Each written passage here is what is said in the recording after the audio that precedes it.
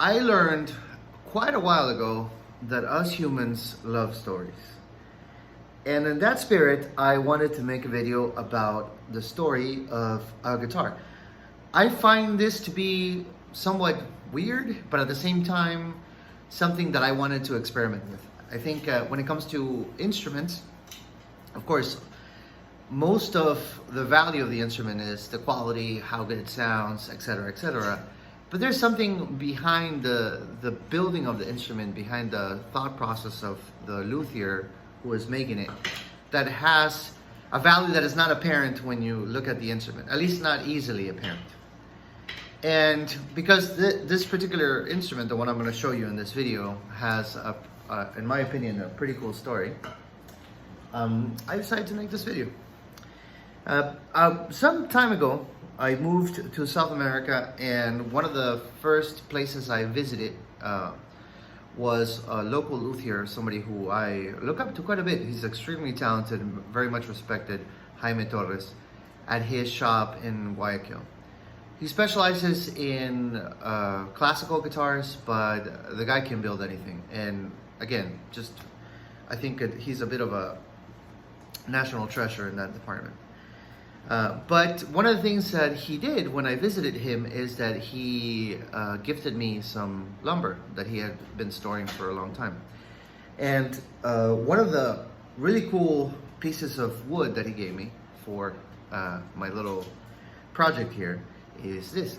Obviously, this is all I have left, but this is walnut that he got many, many years ago from really old homes in Guayaquil that were being torn down.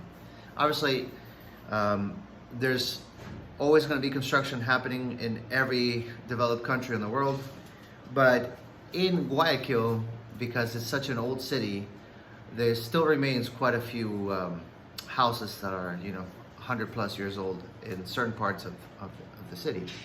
And the ones being taken down, some of them have really good lumber.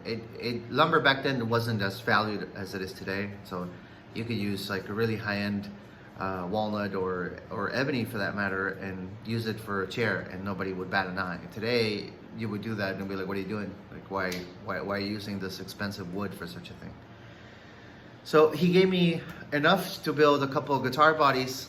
The first one, it's over there, but it's one of those things that I started and I wasn't feeling it, and I haven't retaken that project. But the second body that I built became this guitar that I'm going to show you. It's an original design that I worked with my wife to draw, and this is the third time I built this model, but it is the first time I built it with unique pickups. And I want to give you some background on the pickups too. But this is a solid body walnut guitar. I still have to make the cover. I'm going to do that a little later. And for the neck, I used a wood called cuero de sapo, which if I were to translate it, is toad leather. It's an Ecuadorian timber that is very, very hard, very stable, pretty awesome to use. And I think it's going to be my new maple, because it reminds me of hard rock maple in many ways. This is like an offcut of this neck. And for the fretboard, I decided to use one of the species of teak that we have here on the farm. In this farm, I actually have my own trees and have the ability really to harvest my own lumber. So these are harvested by me and been drying for the last few years before using it. So for the frets, I'm using stainless steel medium frets, and yeah, this is a Wilkinson tremolo, something that you would find on super strats, and the rest is pretty standard CTS pots, bolt-on neck construction, which I tend to favor.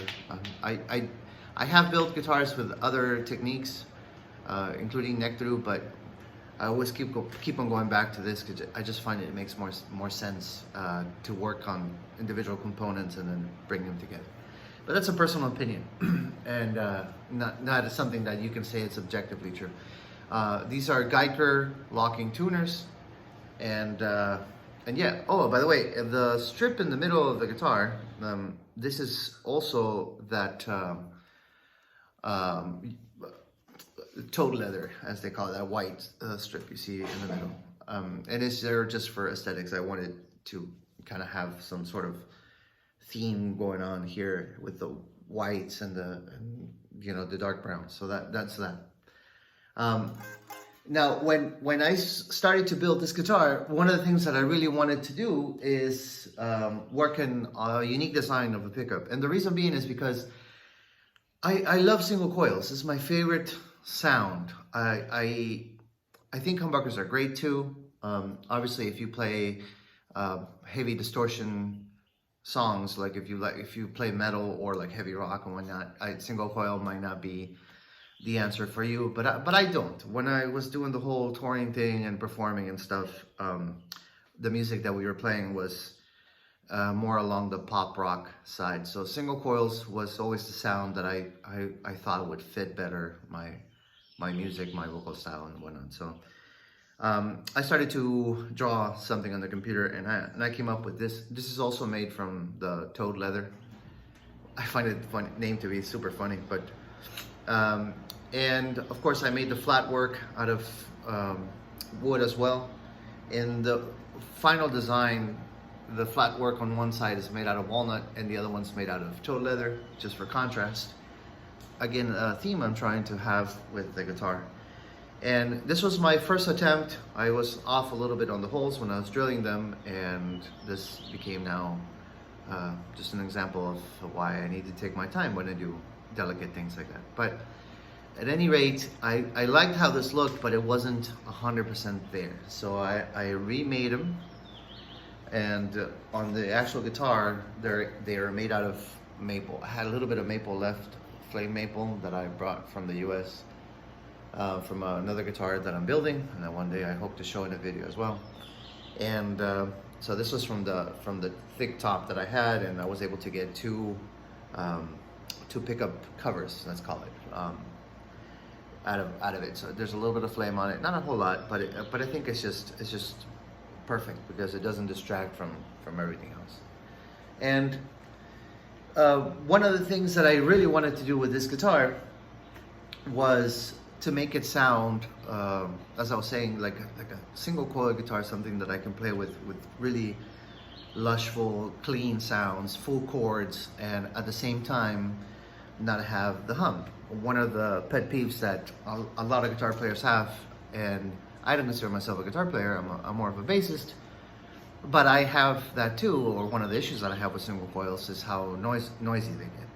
Now, if you have a Stratocaster or a Stratocaster type, I have one here, for the sake of the conversation, then you might know that these positions are very noisy. Like if you do that, let's say just this pickup, but when you put two pickups, the noise gets canceled. So there's in between positions on single coil guitars that are noiseless, and that's great and all, but the sound of the clean tone that you really enjoy on single coil guitars, the Strat sound, I call it the quackity sound, it's really on this pickup. So when you go in the middle, it's great, but it's not that sound per se. It doesn't have that attack. And same thing here, if you go to the neck position, it'll be nice and warm with a lot of chime, but with a lot of hum. And if you go here, it's kind of, it's not out of facey. I don't even know if that makes sense to people that don't play guitars, but it loses a little bit of the bottom end. So it's great sounding. Actually, John Mayer and other players favor it, but it's not that tone. So with that in mind, I set out to try to make these single coils. These single coils. A friend of mine messaged me on Facebook. I don't have that many acquaintances on Facebook anymore because I deleted their account. But well, it's back. I'm back on, by the way. And he told me that G&L has been making something similar. And sure enough, I forgot all about G&L pickups. In case you didn't know, but I'm sure you do, especially if you're watching this video, that's the Leo Fender, the last brand that he ever did. And one of the things that he focused on quite a bit was pickup design. and he has some MenO guitars, which are absolutely great. He really did figure out how to make single coil sound, single coils, and have no hum. So in a way, I didn't invent anything. This is just my version of Leo Fender's design, and that's how this guitar came to be. A couple more things about the building of the guitar. I tried doing some different inlays. It's gonna be hard to focus on the camera, but I inlaid some ovals, like half ovals, on the fretboard. And because I am getting old and I struggle to see dots on the side, hence why I have my glasses, I actually put on the 12th fret an inlay of aluminum, so that way I know where I am, even if it's a little dark. So that's that. And I have another interesting detail about this guitar that I'm willing to share. This bone nut here is not out of a cow. And don't worry, I didn't do anything weird. Well, I did do something weird, but it's not, in my opinion, it's not that weird. This is actually a horse femur that I found on the farm from one of my mom's old horses. You know, this is a farm, we have animals here, and a horse passed away a long time ago, and I don't know exactly when, but some of the dogs dug him up. Obviously it's completely dry, it's completely safe, and it was already bleached by the sun, so I used that to make this bone. So this is horse bone. Not that it makes any difference, I just find it interesting because it's not the classical or traditional cow bone that normally you see guitar makers use. Another happy accident, I guess you could say, is I had these knobs laying around forever. Every time I build a guitar, I would always say, oh God, when am I gonna use those knobs? But they didn't fit the design. But on this body shape, I think they fit perfectly. I really do. It's so roundish that really fat, roundish knobs make a lot of sense here too. All right, so I'm gonna share some tones as well of the guitar. And then I'm gonna call it a wrap. And this guitar is gonna be up for sale very soon. If you're watching this video and it's been many months since I uploaded it, hopefully it's gone by then. But it's gonna be basically done possibly in a day or two after I add the cover on the back. And I'm still debating with myself if I should have a cover here. I tend to remove them on the guitars that I've owned because they bother me. But it does seem like I haven't finished it until I add one. So if you have an opinion on that, I would love to hear it. What's your opinion on back covers? Do you think they're good, they're bad, or they're irrelevant? All right, so let's plug this up and we'll see. Okay, so I'm gonna be doing the demo of this guitar. I don't know if you can hear, there's a bit of a hum happening right now, but it's not the guitar. This is not making any sound. The volume's all the way down. It's the amp. I have a bit of a grounding issue here at the shop. I need to do more research on how to do this properly because this is a solar powered wood shop, and there's some issue with grounding them, or it's a whole different way of grounding outlets. So anywho, we're gonna start off with the bridge pickup on a clean tone. I did set up a bit of a tone that I would enjoy. It has some reverb, a tiny bit of chorus, and yeah, I'm gonna be the one playing for now, but hopefully I'll get my brother to do a proper demo of this guitar in his studio, and with his playing and on mine. All right, so I'm just gonna play some open chords first, so you can kind of get an idea of the clean tone that I was describing, the one that you can just strum chord as if it was an acoustic and hear everything without getting that overwhelming quacky or that boomy muddiness that you would get with humbuckers sometimes. So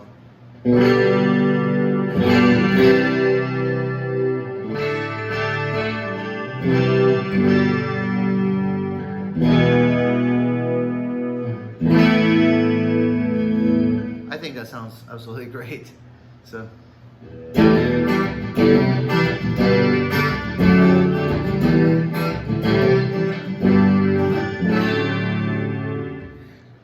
that's bridge. Now I'm gonna go into I'm gonna try the middle position. This is both pickups.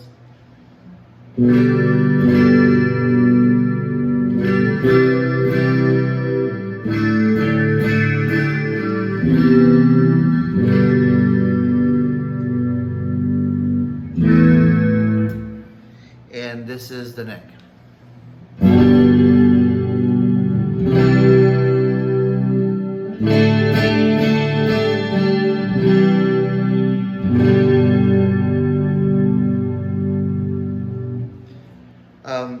I do have tone control. It's a very simple setup, volume, tone, and three-way switch. But if you really wanted to get that jazzy, muddy, that might sound insulting to some people, but that really dark tone that jazz players would use on a humbucker connected by the neck, you can pull this off on this guitar just by rolling off the tone.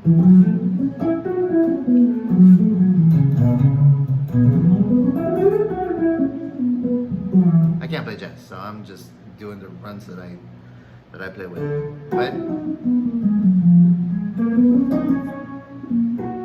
But you can appreciate that, right? And this will be the middle position with the tone rolled off.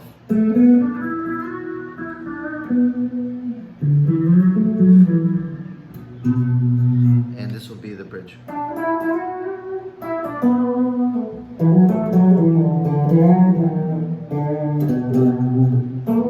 Mistakes are for free. I'm not going to charge anybody for those. Alright, so let's go into some distorted sounds, which is where the humbucking properties of this non-humbucking pickup is really going to show through. So let me go ahead and do that. Alright, so again, I just killed the volume, so if you hear some hum coming, that's from the amp. There's nothing coming from the guitar. I'm going to start off at the bridge.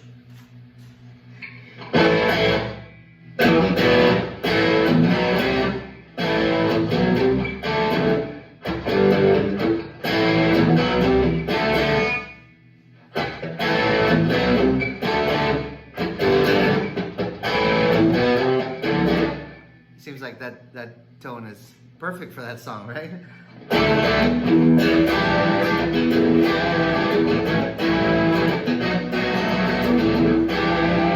I'm gonna try the same riff on different positions so you can get a good idea of the tonal qualities exclusively. Not my playing, because that's not really what matters. So this is gonna be the middle position.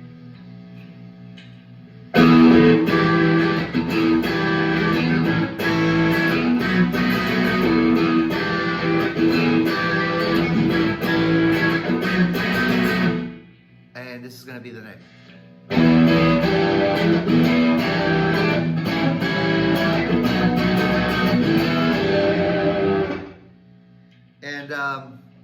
And I think this tone on the neck tone is excellent for soloing.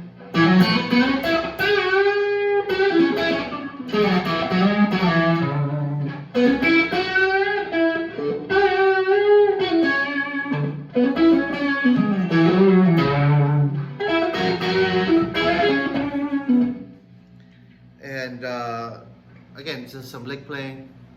Not that my playing matters. Again, I keep on saying that because I don't want people to be like, oh yeah, but you suck. I know, I'm not a guitar player.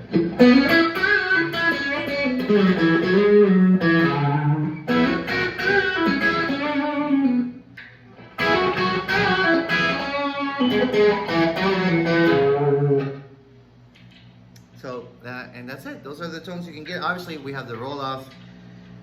So that's like will be all the way up in volume, neck position, tone rolled off.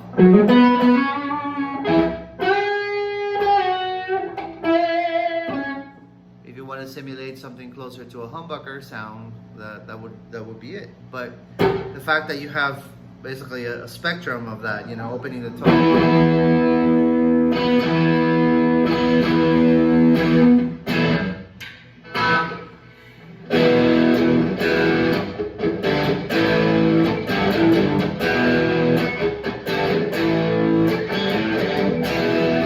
Sounds like vintagey, right? Well, and that's gonna be it for the guitar. Like I said, it's gonna be out for sale very soon. If this is your first time visiting this channel and you just happen to bump into it by accident, well, thank you for staying and watching the video. Thank you for clicking like, and hopefully I'll see you guys soon with another build. All right, take care.